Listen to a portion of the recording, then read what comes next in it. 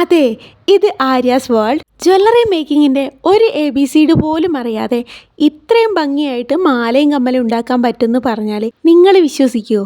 വിശ്വസിച്ചേ പറ്റൂന്ന്. നിങ്ങൾക്കും ഇതുപോലെ തന്നെ മാലയും കമ്മലും ഉണ്ടാക്കാൻ പറ്റുമെന്ന് വീഡിയോ ഒന്ന് ഫുള്ളായിട്ട് കണ്ടു നോക്ക്. അപ്പം നിങ്ങൾക്ക് ഐഡിയ മനസ്സിലാവും. എന്നാൽ പിന്നെ ഒന്ന് പരീക്ഷിച്ച് നോക്കല്ലേ? എന്നാ വാ. കുട്ടികളുടെയൊക്കെ പഴയ ഉടുപ്പിൻ്റെ അടിയിൽ വരുന്ന സോഫ്റ്റ് നെറ്റാണിത്. വീട്ടിൽ പഴയ ഉടുപ്പുകൾ ഉണ്ടെങ്കിൽ അതിൻ്റെ അടിയിൽ നിന്ന് എടുത്താലും മതി, അല്ലെങ്കിൽ ടെക്സ്റ്റൈൽ ഷോപ്പുകളിൽ നിന്ന് വാങ്ങാൻ കിട്ടും.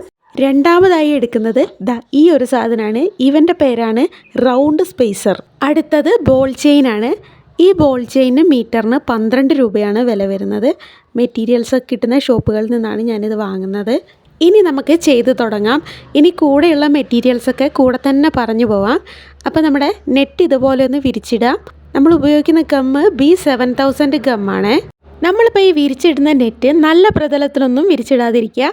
അതായത് കേടായ ടൈലിലോ അല്ലെങ്കിൽ എന്തെങ്കിലും പ്ലാസ്റ്റിക്കിൻ്റെ ആവശ്യമില്ലാത്ത പരന്നിട്ടുള്ള എന്തെങ്കിലും പ്രതലത്തിൽ മാത്രം വിരിച്ചിട്ടിട്ട് ചെയ്യുക. അല്ലെങ്കിൽ നമ്മൾ ഒട്ടിക്കുന്ന സമയത്ത് പശ മൊത്തം താഴെ ആയിട്ടുണ്ടാവും. ഇപ്പം നമ്മളിതാ ഈ ഒരു ബോൾ ചെയിൻ ഒരു U ഷേപ്പിൽ ഇങ്ങനെ ഒന്ന് ഗമ്മ തേച്ച് ഒട്ടിച്ചെടുത്തിട്ടുണ്ട്. ആദ്യം തന്നെ ഇത് ഒട്ടിക്കുന്നത് ഒരു ഷേപ്പ് കിട്ടാൻ വേണ്ടിയിട്ടാണ്. ഇനി ചെയ്യുന്നത് അതിൻ്റെ തൊട്ടടുത്തത് ഇതുപോലെ ഗമ്മ തേച്ചിട്ട് നമ്മുടെ റൗണ്ട് സ്പേസറിനെ ഇങ്ങനെ അടുപ്പിച്ച് ഒട്ടിച്ചെടുക്കുകയാണ്. ഇങ്ങനെ ഒട്ടിക്കുന്ന സമയത്ത് എന്തെങ്കിലും ഒരു സ്റ്റിക്ക് ചെയ്യാൻ പറ്റുന്ന ഒരു പെന്നോ എന്തെങ്കിലും ഒരു ടൂൾ എടുത്തതിന് ശേഷം മാത്രം ഒട്ടിക്കുക. അല്ലെങ്കിൽ നമ്മൾ ഗമ്മ തേച്ച് ഒട്ടിക്കുന്ന സമയത്ത് സ്റ്റോണിൻ്റെ മുകളിലും അതുപോലെ കയ്യിലും ഒക്കെ ഗമ്മായിട്ട് സ്റ്റോണ് അവിടെ ഒട്ടൂല, കയ്യിലും ഒട്ടിയിരിക്കും, മറ്റുള്ള സ്റ്റോണുകളിലും ഒട്ടിപ്പിടിക്കും, ആകെ വൃത്തികേടായിപ്പോവും. അപ്പോൾ അത് പ്രത്യേകം സൂക്ഷിക്കുക. നമ്മൾ ഉണ്ടാക്കുന്ന എന്തൊരു സാധനമായാലും നല്ല വൃത്തിയായിട്ട് ചെയ്യാനല്ലേ നമ്മൾ നോക്കുക. അപ്പോൾ അതുകൊണ്ട് പരമാവധി ഇങ്ങനത്തെ ടൂളുകളൊക്കെ യൂസ് ചെയ്ത് മാത്രം ഒട്ടിക്കാൻ ശ്രമിക്കണം. ഇതിനായിട്ടിപ്പോൾ ടൂൾസൊന്നും വാങ്ങണമെന്നില്ല. ഒരു തീപ്പെട്ടിക്കൊള്ളിയോ ബഡ്സോ അതുപോലെ പേനേൻ്റെ ട്യൂബോ അങ്ങനെ എന്തെങ്കിലുമൊക്കെ മതി കേട്ടോ. അതിൽ തന്നെ ഒന്ന് ഗമ്മ തൊട്ടിട്ട് പതുക്കെ സ്റ്റോൺ എടുത്ത് ഒട്ടിച്ച് വെക്കാവുന്നതേ ഉള്ളൂ. അപ്പോൾ പിന്നെ നമ്മളിതാ ഒട്ടിച്ച് കഴിഞ്ഞിട്ടുണ്ട്. റൗണ്ട് സ്പേസർ ഇതാ ഈ ഒരു രീതിയിൽ നല്ല വൃത്തിയായിട്ട് ഒട്ടിച്ചെടുത്തിട്ടുണ്ട്. ഒട്ടിച്ചൊരു 5 മിനിറ്റ് ഡ്രൈ ആയതിന് ശേഷം മാത്രം ഇങ്ങനെ പറിച്ചെടുക്കുക. അല്ലെങ്കിൽ സ്റ്റോണൊക്കെ മൊത്തം അവിടെ ഇവിടെയൊക്കെ പറഞ്ഞു പോരും. അപ്പോൾ ഇതാ ഒന്നും ആയിട്ടില്ല, അനങ്ങാണ്ട് കിട്ടിയിട്ടുണ്ട്. താഴെ നല്ലോണം ഗമ്മായിട്ടുണ്ട് കേട്ടോ. ഈ നെറ്റിൻ്റെ അടിഭാഗത്തുള്ള ഗമ്മ് ഒരു 2-3 മിനിറ്റ് കൊണ്ടൊന്ന് ഡ്രൈ ആയി കിട്ടും. അപ്പോൾ പിന്നെ കയ്യിലൊന്നും ഒട്ടൂല. ഇപ്പോൾ ദാ അങ്ങ് നല്ല ഡ്രൈ ആയിട്ട് വന്നിട്ടുണ്ട്. ഇനി നമുക്ക് ഈ നെറ്റൊക്കെ ഒന്ന് നല്ല വൃത്തിയായിട്ട് ചേർത്ത് തന്നെ കട്ട് ചെയ്ത് കൊടുക്കുക. എന്നിട്ടൊന്ന് ലൈറ്ററിൽ ഇതുപോലെ ഉരുക്കി സൈഡൊക്കെ ഇന്ന് വരച്ചു കൊടുക്കുക. കൈയൊന്നും പൊള്ളിക്കരുത്. കുട്ടികളൊന്നും ഇതുപോലെ ഒന്നും ചെയ്യണ്ട. വലിയവരൊക്കെ ചെയ്ത് കൊടുത്താൽ മതിയേ, പൊള്ളിക്കൊന്നും ചെയ്യരുതേ. ഈ ഒരു ഉരുക്കൽ പരിപാടിയും കൂടെ കഴിഞ്ഞാൽ മാലയുടെ ഒരു ബേസ് റെഡി ആയിട്ടുണ്ട്. ഇനിയാണ് ഇതിൻ്റെ മുകളിൽ അലങ്കാര പരിപാടികൾ. നിങ്ങളിത് ചെയ്യുന്ന സമയത്ത് സ്റ്റോണുകളൊക്കെ നിങ്ങളുടെ ഇഷ്ടത്തിന് തന്നെ സെലക്ട് ചെയ്യുക. ഞാനിവിടെ എടുത്തിട്ടുള്ളത് റെഡ് കളറ് ഡ്രോപ്പ് ഷേപ്പുള്ള സ്റ്റോണ് ആണ് എടുത്തിട്ടുള്ളത്. ആ ഒരു സ്റ്റോണിനെ നമ്മൾ ഒട്ടിക്കുന്നത് ഈ ഫസ്റ്റത്തെ ഒരു ലെയറല്ലേ അവിടെയാണേ. അവിടെ നമ്മുടെ ഗമ്മൊന്ന് ഇതുപോലെ തേച്ച് കൊടുത്തിട്ട് അധികം ദൂരത്തേക്ക് ഗമ്മ തേക്കരുത്. ഗമ്മ വേഗം ഡ്രൈ ആയി പോകുന്ന ഗമ്മായതുകൊണ്ട് കുറച്ച് സ്ഥലത്ത് മാത്രം ഗമ്മ തേക്കുക. എന്നിട്ട് സ്റ്റോണുകൾ ഒട്ടിച്ചൊട്ടിച്ച് അടുത്ത സ്ഥലത്ത് തേക്കുക. അങ്ങനെ വേണം ഒട്ടിച്ച് പോകാൻ. അല്ലെങ്കിൽ അവിടെ കുറേ കട്ടിയായിട്ട് ഉണങ്ങി പിടിച്ചിരിക്കും. പിന്നെ നമ്മളതിൻ്റെ മുകളിൽ ഗമ്മ തേക്കുന്ന സമയത്ത് കുറച്ചുകൂടി പൊക്കം വരും. അപ്പോൾ സ്റ്റോൺ ഒട്ടിക്കുന്ന സമയത്ത് പൊന്തിയും താന്നൊക്കെ നിൽക്കും. അപ്പോൾ അതൊക്കെ പ്രത്യേകം ശ്രദ്ധിക്കുക. ഇപ്പോൾ നമ്മൾ ഈ സ്റ്റോണിനെ ഇതുപോലെ ചെരിച്ച് ഒട്ടിച്ചെടുത്തിട്ടുണ്ട്. അടുത്ത സൈഡിലും അതുപോലെ തന്നെ ഇങ്ങനെ ഒന്ന് ഒട്ടിച്ചെടുക്കുകയാണ് ചെയ്യുന്നത്. അടുത്തത് നമ്മളെടുക്കുന്നത് ഇങ്ങനത്തെ ക്രിസ്റ്റൽ സ്റ്റോണാണ്. അടിഭാഗം ട്രയാങ്കിൾ ഷേപ്പുള്ള ക്രിസ്റ്റൽ സ്റ്റോണുകൾ റെഡ് കളർ തന്നെയാണ് എടുത്തിട്ടുള്ളത്. ഇനി രണ്ടാമത്തെ സൈഡിൻ്റെ മുകൾ ഭാഗത്താണ് ഇങ്ങനെ ഒന്ന് ഗമ്മ തേച്ചിട്ട് ആ ഒരു കുഴിയിലാണ് ഈ ഒരു ക്രിസ്റ്റൽ സ്റ്റോണ് ഒട്ടിച്ച് വെക്കുന്നത്. ഇതുപോലെ ഇങ്ങനെ മുഴുവനായിട്ടും ശ്രദ്ധിച്ച് തന്നെ ഒട്ടിക്കുക. അല്ലെങ്കിൽ അങ്ങോട്ടും ഇങ്ങോട്ടൊക്കെ ചെരിഞ്ഞിരിക്കും. ഈ ഒരു സ്റ്റോണ് അടിഭാഗം ട്രയാങ്കിൾ ഷേപ്പ് ആയതുകൊണ്ട് മര്യാദയ്ക്ക് നിൽക്കില്ല. കുഴിയിലായതുകൊണ്ട് നല്ലോണം നിൽക്കും. അപ്പോൾ ഒരു ലെയർ ഒട്ടിച്ച് കഴിഞ്ഞ് നമ്മുടെ താഴത്തെ ലോക്കറ്റ് പോലുള്ള ആ ഒരു ഭാഗത്താണ് ഇനി ഒട്ടിക്കാൻ പോകുന്നത്. അവിടെയും ക്രിസ്റ്റൽ സ്റ്റോണും ഒട്ടിക്കുന്നുണ്ട്. അതുപോലെ തന്നെ ആ ഡ്രോപ്പ് ഷേപ്പുള്ള സ്റ്റോണുമാണ് ഒട്ടിച്ചെടുക്കുന്നത്. ആ ഒരു സെൻറ്റർ ഭാഗത്ത് ഒരു ഡ്രോപ്പ് ഷേപ്പുള്ള സ്റ്റോൺ ഒട്ടിച്ചിട്ടുണ്ട്. എന്നിട്ട് അതിന് ചുറ്റുമുള്ള റൗണ്ട് സ്പേസറിൽ മൊത്തം ക്രിസ്റ്റൽ സ്റ്റോണുകൾ ഒട്ടിച്ചു കൊടുക്കുകയാണ് ചെയ്യുന്നത്.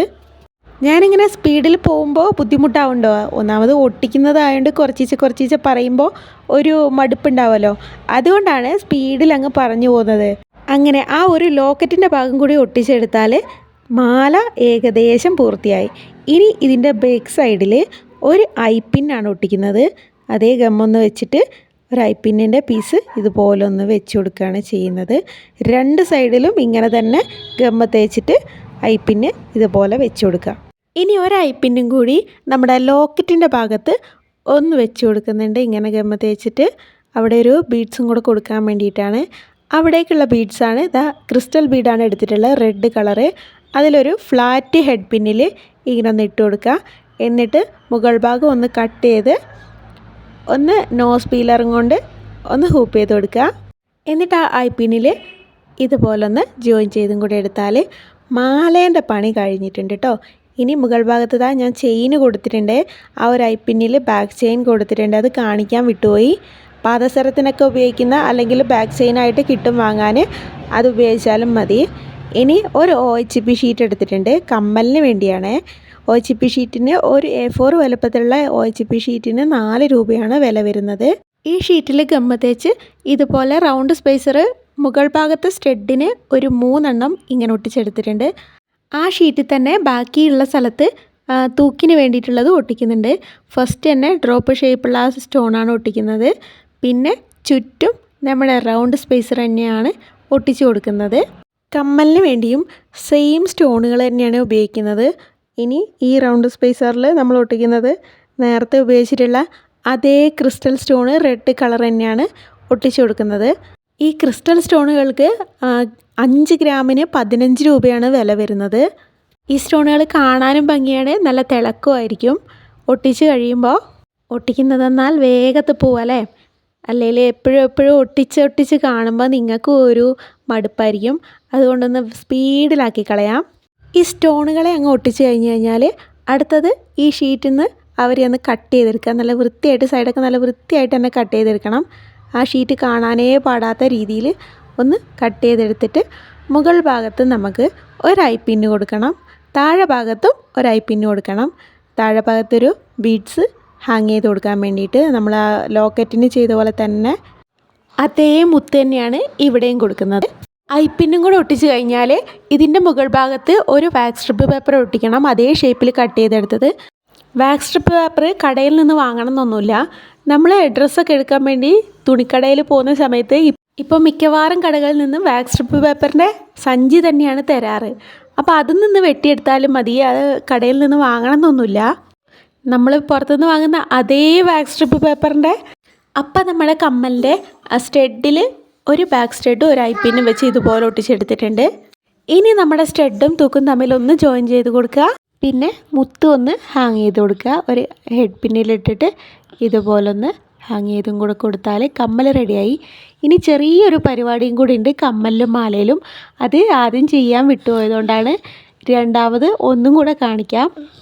മാലയുടെ ഈ ഒരു ഡ്രോപ്പ് സ്റ്റോൺ ഒട്ടിച്ച ആ ഒരു സ്ഥലത്ത് മുകളിൽ നമ്മൾ ഒട്ടിച്ചിട്ടുള്ള അതേ ബോൾ ചെയിന് ഒന്നിങ്ങനെ ഒന്ന് ഒട്ടിച്ചു കൊടുക്കുകയാണ് ചെയ്യുന്നത്. നല്ല ഭംഗിയാണ്. അതും കൂടി വരുമ്പോൾ ഇതുപോലെ തന്നെ കമ്മലിൻ്റെ സെൻറ്ററിലും ചെയ്ത് കൊടുക്കുന്നുണ്ട്.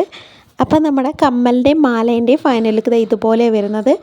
ഈ ഒരു മാലയ്ക്ക് ലൈറ്റിൻ്റെ പ്രകാശത്തിൽ ഇരുണ്ട കളറാണ് കാണിക്കുന്നത്.